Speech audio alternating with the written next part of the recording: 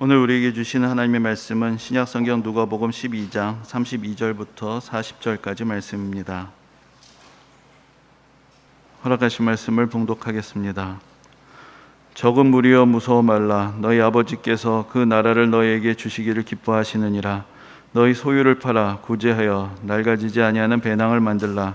곧 하늘에 둔 바 다함이 없는 보물이니 거기는 도둑도 가까이 하는 일이 없고 좀도 먹는 일이 없느니라.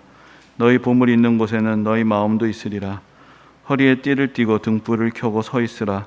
너희는 마치 그 주인이 혼인 집에서 돌아와 문을 두드리면 곧 열어주려고 기다리는 사람과 같이 되라.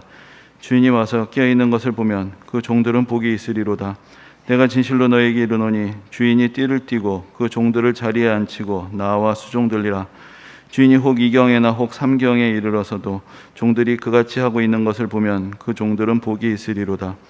너희도 아는 바니 집주인이 만일 도둑이 어느 때에 이를 줄 알았더라면 그 집을 뚫지 못하게 하였으리라. 그러므로 너희도 준비하고 있으라. 생각하지 않은 때에 인자가 오리라 하시니라. 아멘.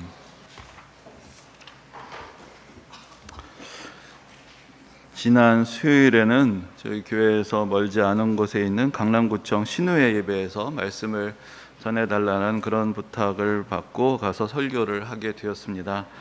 근데 저도 예전에 아주 잠시지만은 직장 생활을 했던 때가 있었는데, 그때 신우회가 있어서 매주 월요일마다 점심시간에 모여서 예배를 드렸던 적이 있습니다. 근데 이제 한 번은 그 선배 되시는 분이 와서 교회 다니냐고, 우리 신우회 예배가 있는데 같이 모이면 어떻겠냐라고 이렇게 권해 주셨는데, 그래서 그때 질문을 했습니다.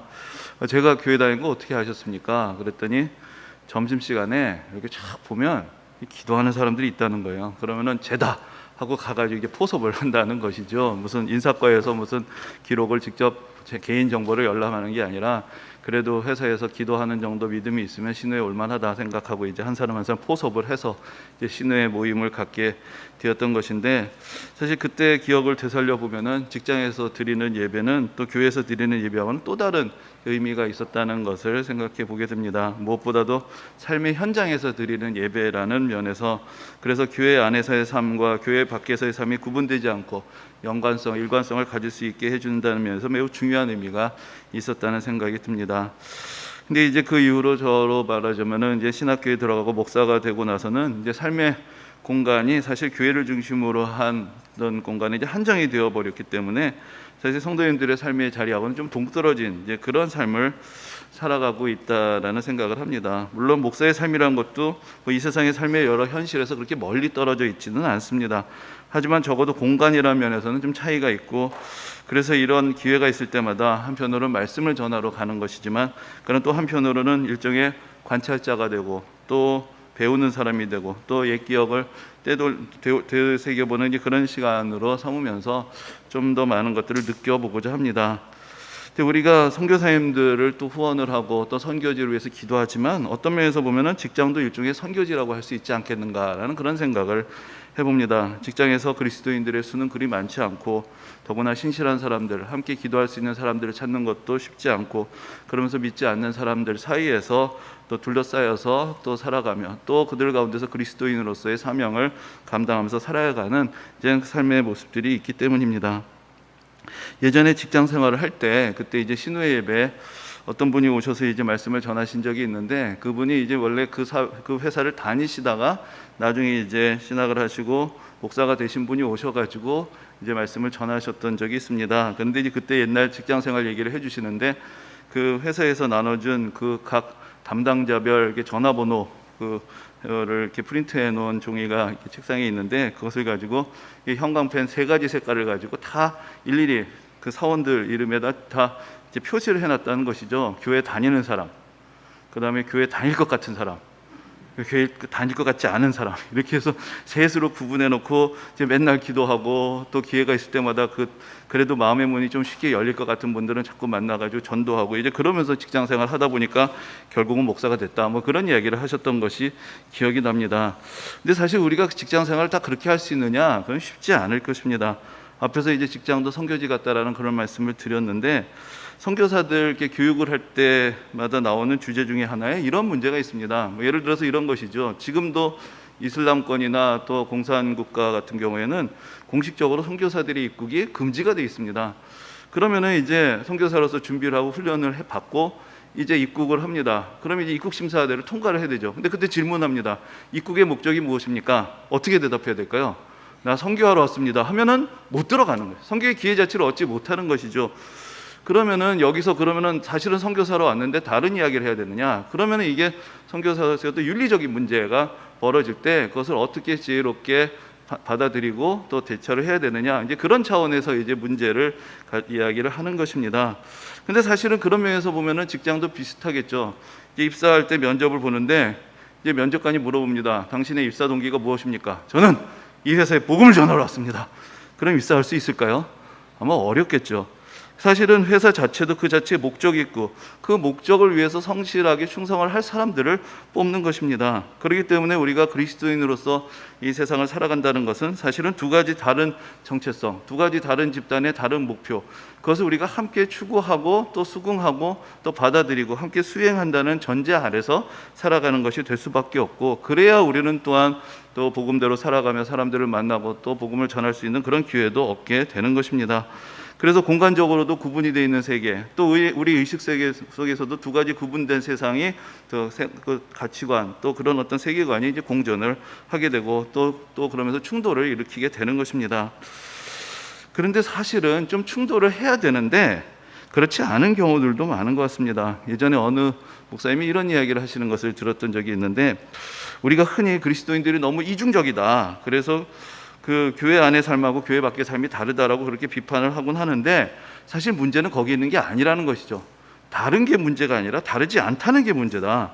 그 교회 안하고 그 세상이 별로 다르지 않아서 세상에서 하는 일들이 교회에서 다 일어나고, 세상에서 하는 인간관계의 문제들, 여러 가지 어떤 세상적인 가치들이 교회 안에도 그대로 있는 게 문제지, 정말 다르냐, 정말 달라서 문제라고 생각하느냐라고 그렇게 질문을 하셨을 때 좀 여러 가지로 좀 생각을 하게 되는 계기들이 있었습니다. 어떻게 생각하면은 충돌을 하면은 그 사람의 신앙은 분명히 뿌리가 있는 것이죠. 근데 충돌을 하지도 못하고 오히려 한 가지 세상 안에 매몰돼서 살아가고 있다면 오히려 거기서 우리가 문제를 찾아야 할 수도 있을 것입니다. 신앙이란 것은 무엇인가? 신앙이란 것이 이 세상에서 성공하기 위한 원동력을 제공하고 잠시 재충전할 수 있는 시간을 제공하는 데 국한돼 버린다면은, 물론 그러면 우리는 좀 더 편안하게 이 세상을 큰 갈등 없이 살아갈 수 있을 것입니다. 뭐 그런 것도 그렇게 나쁘지는 않습니다. 이 복잡한 세상에서 여러 가지 짐을 지고 살아가는 우리들이 이 모든 일들을 감당하고 헤쳐가기 위해서는, 사실은 어떤 면에서는 생존하기 위해서는 힘도 필요하고 지혜도 필요하고 도움도 필요하고 위로도 필요합니다. 우리가 교회를 다니면서 그런 것들을 얻을 수 있다면 이 세상을 살아가는데 많은 도움이 될 것입니다. 그러나 신앙이 우리에게 줄 수 있는 좀 더 근본적인 도움이 있다면, 그것은 그저 이 세상을 더 맹목적으로 더 열심히 더 성공적으로 살 수 있게 해주는 것이 아니라 잠시 이 세상으로부터 떨어져서 생각할 수 있는 시간, 성찰할 수 있는 시간, 그래서 겉으로 보이는 세계, 우리를 압박하고 있는, 우리를 몰아가고 있는 이 세계를 넘어선 좀 더 근본적이고 좀 더 본질적인 그런 의미와 가치, 영원에 대해서 생각할 수 있는 그런 기회를 줄 때, 그때 신앙은 우리에게 조금 더 깊은 도움이 될 것입니다. 오늘 본문을 통해서 또 우리가 계속해서 예수님의 말씀을 지금 묵상하고 있는데, 예수님께서는 우리에게 이 세상과는 다른 세상의 질서에 대해서, 하나님의 나라에 대해서 말씀하십니다. 그 나라는 우리가 살아가고 있는 이 현실 세계와 공간으로 구분이 되기 때문에 하늘나라라고 부르지만 또한 시간적으로 구분이 됩니다. 장차 다가올 나라라고 우리에게 알려주십니다. 그러나 이 세계는 우리가 격리되어 있는 그런 세계가 아니라 우리에게로 다가오는 세계이고 또 우리를 그 세계로 부르시는 그런 세계인 것입니다. 그러므로 그리스도인들에게 요구되는 것은 먼저는 또 다른 세계가 있다는 것을 깨닫는 것이고, 그래서 이 세상이 전부가 아니라는 것을 아는 것입니다. 그리고 더 나아가서 그 근본적인 세계의 틀 안에서 우리가 이중적으로만 살아갈 것이 아니라 그 세계 틀 안에서 우리가 살아가고 있는 이 현실 세계를 이해할 수 있게 되는 것, 그래서 더 큰 세계의 가치 안에서 우리가 지금 오늘 어떻게 살아가야 하는가, 우리를 기다리고 있는, 우리가 지향해야 되는 그 큰 세계는 어떠한 것인가, 그것을 깨달을 때 우리 삶의 진정한 행복과 완성이 이루어지게 될 것입니다. 사실 우리는 다 행복하게 살기를 원합니다. 하지만 우리가 정말로 행복하다고 느끼는 순간은 그렇게 많지 않습니다. 열심히들 사는데 그다지 만족스럽지 않고 답답하고 때로는 불안하기도 합니다. 행복이라는 것이 상당히 주관적인概念같이 생각이 돼서 그냥 내가 스스로 행복하다라고 자기가 만족하고 살면 되는 것 같지만, 그러나 인간이란 것이 그렇게 단순한 존재가 아닙니다. 행복과 만족이라는 것이 우리가 생각하는 것보다는 사실 좀 더 객관적인 기준과 근거들을 요구를 합니다. 이 세계라는 것은 우리가 존재하기 전부터 객관적으로 실제해온 세계입니다. 그저 우리 마음먹기에 달려있다고 하기에는 우리는 너무나 작고 이 세계는 너무나 큽니다. 우리가 이 세상 안에서 안정을 찾고 행복을 누리기 위해서는 이 세상이 어떤 것이고 장차 우리에게 어떤 일들이 다가올 것인지, 그리고 그 안에서 우리 자신의 존재는 어떠한 것인지를 알아야 하는 것입니다. 예전에, 지금은 이미 작고한 지 꽤 되셨는데, 우리 문단의 원로였던 시인 한 분의 인터뷰 기사를 봤던 적이 있습니다. 근데 이제 그 당시 이제 그분의 친일 행적이 알려져서 좀 무리를 일으키게 되었을 때 있는데, 그분이 그 일제를 찬양하는, 아주 노골적으로 찬양하는 그런 시를 썼다는 것이 이제 드러나게 되면서 이제 문제가 되었던 때였습니다. 근데 이제 기자가 그 단도직입적으로 그런 질문을 하는 것이죠. 왜 그런 시를 쓰셨는가? 그런데 그분의 대답이 제 기억으로 너무나 간단했습니다. 한마디로 이렇게 될 줄 몰랐다라는 것입니다. 일제가 그렇게 금방 무너질 줄 몰랐다라는 것입니다. 그분은 그저 자신이 속해 있는 세계 속에서 인정을 받기 위해서 자신의 재능을 가지고 최선을 다한 것이었습니다. 그런데 그 세계가 악한 세계였고 이렇게 금방 허물어지게 될 줄은 몰랐다는 것입니다. 우리가 그 이야기를 생각해 볼 때 사실은 우리가 그저 무조건 열심히 성실하게 산다는 것, 이것이 최선인가?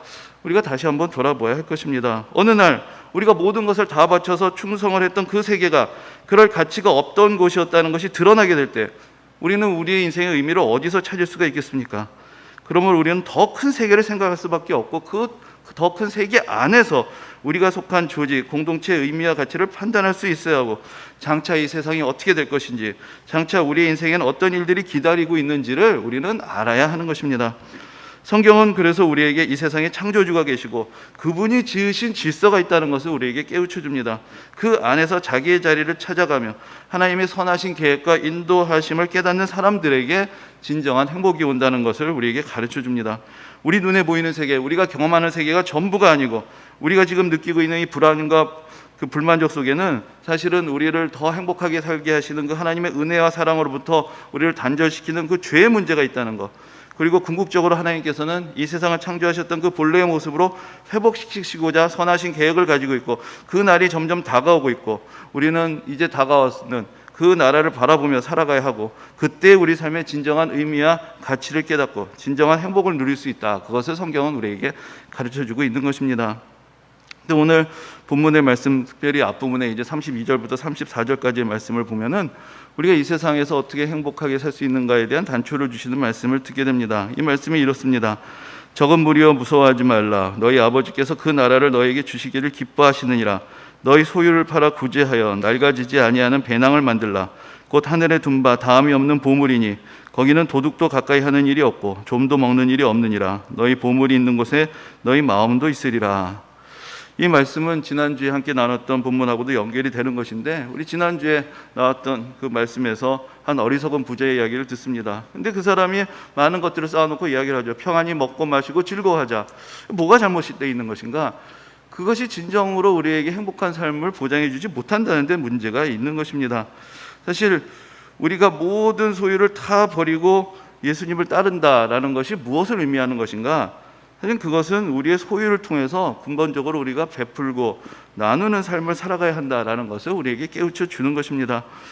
우리가 물론 특별히 어려운 분들을 위해서 우리의 소유의 일부를 가지고 구제하는 것도 중요합니다. 하지만 우리가 매일매일 부딪히는 여러 사람들과의 관계 속에서 우리는 어떤 만남을 해야 하는 것이고 어떤 삶의 태도들을 가져야 하는 것인가에서 우리는 더 많은 시간, 우리 삶의 대부분을 차지하는 시간들을 어떻게 행복하게 살 수 있을 것이냐에 대한 그런 가르침들을 생각해 보게 됩니다.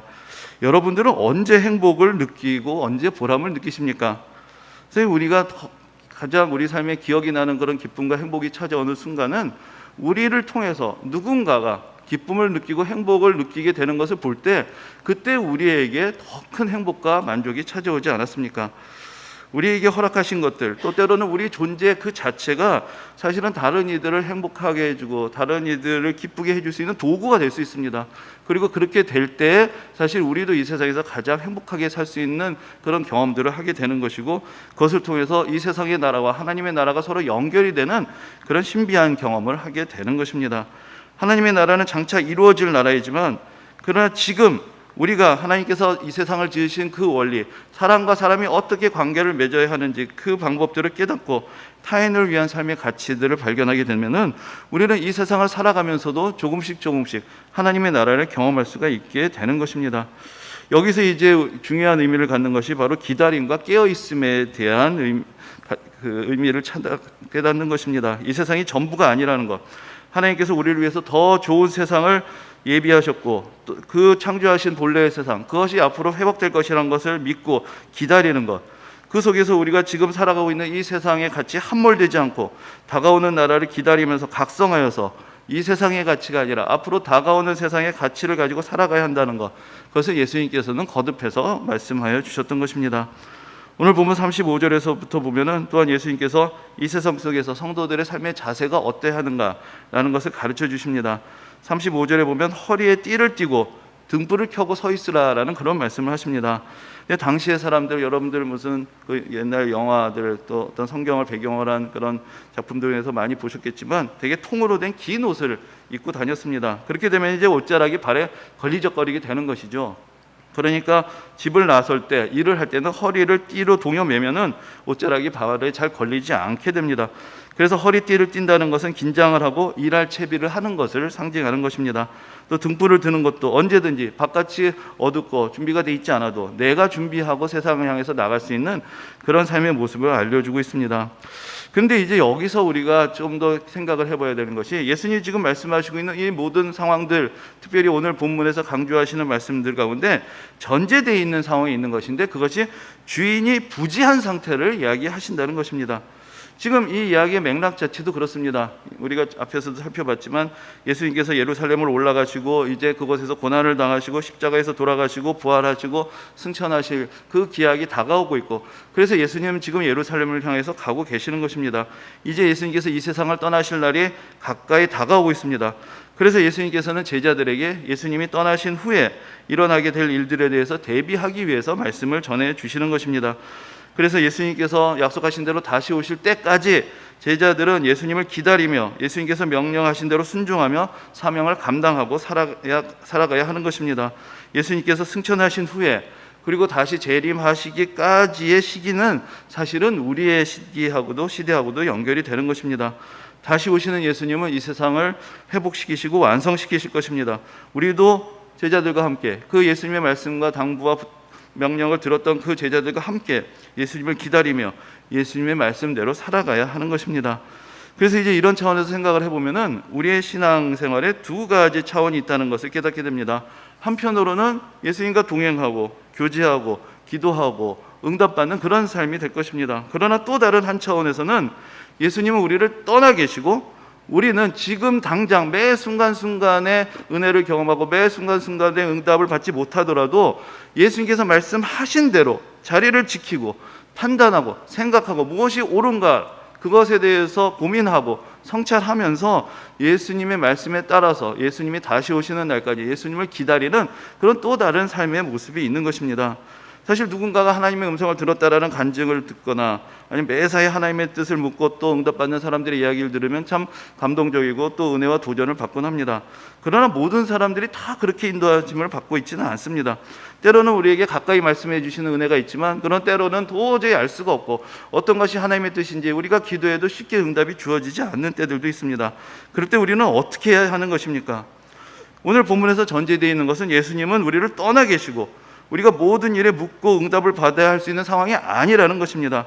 그러나 그렇기 때문에 이미 말씀해 주신 것이 있습니다. 당부하시는 내용이 있습니다. 어떻게 살아야 될지를 이미 알려주셨습니다. 그럼 우리는 이미 주신 말씀에 따라서 책임감을 가지고 스스로 판단하고 실천할 수 있는 그런 신앙의 가치관을 가져야 하는 것입니다. 하나님의 음성을 신비하게 듣는 것도 중요합니다. 그러나 또한 성도의 삶에서 더 중요한 것은 신앙의 가치관을 갖는 것입니다. 그때 우리는 책임 있는 그리스도인으로서 살 수가 있습니다. 어떻게 생각하면 하나님의 음성을 듣기를 원하는 것, 그것은 믿음의 열정의 중요한 표현이 될 것입니다. 그러나 또 잘못하면은 구체적인 상황에서 선택에 따르는 책임을 두려워하는 그런 우리의 삶의 모습이 될 수 있습니다. 사실은 무엇이 옳은지 판단하는 것이 그렇게 어렵지 않을 때도 있습니다. 무엇이 옳고 그르냐라는 것이 분명하여도 우리는 쉽게 선택하려고 하지 않습니다. 그러나 하나님의 뜻은 이미 성경을 통해서 충분히 우리에게 전해졌습니다. 무엇이 옳은 것인지 그른 것인지 우리 손에 주어주신 성경을 통해서 우리는 그것을 진실된 마음으로 읽어갈 때 그 가운데 기록된 하나님의 뜻을 통해 내가 지금 어떤 길을 가야 되는지, 어떤 판단을 해야 되는지를 깨달을 수가 있는 것입니다. 그 성경이 우리에게 삶의 가치의 기준이 될 때 우리는 그 가치의 기준을 따라서 흔들리지 아니하고 이 세상을 살아갈 수 있는 것이고, 그것을 위해서 또한 그리스도인들이 훈련이 되어야 하는 것입니다. 여기서 이제 기독교 세계관의 중요성이 나타나게 됩니다. 사실 우리가 뭐 농담반 진담반 이런 얘기합니다. 짜장면 먹을지 짬뽕 먹을지 어느 게 하나님 뜻이냐? 어느 게 하나님의 뜻일까요? 그럼 기도하면 하나님이 짬뽕 먹어라, 오늘은 짜장면이다, 이렇게 말씀해 주시는 것입니까? 그 정도 되어야 우리가 믿음이 있는 것입니까? 사실 우리가 판단해야 하는 것이죠. 내 건강을 생각할 때, 또 이 건강의 목적이 무엇인가를 생각할 때, 내가 잘 먹고 건강하여서 무엇을 위해서 살아가야 할 것인가를 생각할 때 나에게 어떤 판단이 더 좋은 것인가, 우리가 생각할 수 있어야 되는 것이고, 예수님은 우리가 그것을 생각하고 판단하라고 또 우리에게 말씀을 하시는 것입니다. 36절에서 보면은 주인이 혼인잔치에 갔다가 밤늦게 돌아오는 이제 그런 상황을 이야기해주고 있습니다. 근데 복음서에서 종종 예수님을 혼인잔치의 신랑으로 비유하는 말씀들이 있는데, 오늘 본문에 나오는 주인은 사실 보면 이미 종들을 거느리고 어떤 상당한 규모의 집안을 이끄는 사람으로 나오기 때문에 그러한 어떤 말씀에서의 혼인잔치하고는 좀 상황이 다르다고 보아야 할 것입니다. 그래서 다른 사람의 혼인잔치에 갔다가 돌아오는 그런 상황을 여기서 이제 말씀하고 있는 것입니다. 근데 그 상황을 예로 들고 있는 것은 바로 그것이 이제 주인이 집을 떠나서 언제 올지 모르고 늦게 돌아오게 되는 가장 그 당시 사람들이 쉽게 이해할 수 있는 그런 상황이 되었기 때문입니다. 당시의 풍습으로 대개 결혼식은 저녁에 이루어졌습니다. 그래서 이제 저녁 식사하고 결혼식이 되게 연결이 되었고 풍성한 잔치가 벌어지기 때문에 밤 늦게야 이제 끝나는 경우가 많았습니다. 근데 이게 시간이 많이 걸리는 것이 대개 이제 결혼식에 두 가지 단계가 있는 것인데, 첫 번째는 먼저 신랑이 신부의 집으로 갑니다. 거기서 또 잔치가 벌어집니다. 그리고 신부를 데리고 다시 신랑의 집으로 옵니다. 거기서 또 잔치가 벌어집니다. 그러니까 뭐 언제 끝날지를 알 수가 없는 것이죠. 그래서 이런 말씀들을 통해서 주인이 부재한 상황, 언제 올지 모르는 상황, 그것을 제시해 주시면서 거기서의 종들의 심정이 어떠하겠는가, 또 어떤 마음으로 주인을 기다리게 되는가, 그 당시에 사람들이 쉽게 이해할 수 있는 그런 상황의 본문을, 그 비유를 가지고 이렇게 말씀을 해 주시는 것입니다. 근데 이제 38절에 보면 이런 말씀이 나옵니다. 주인이 2경에나 3경에 온다라는 말씀이 있습니다.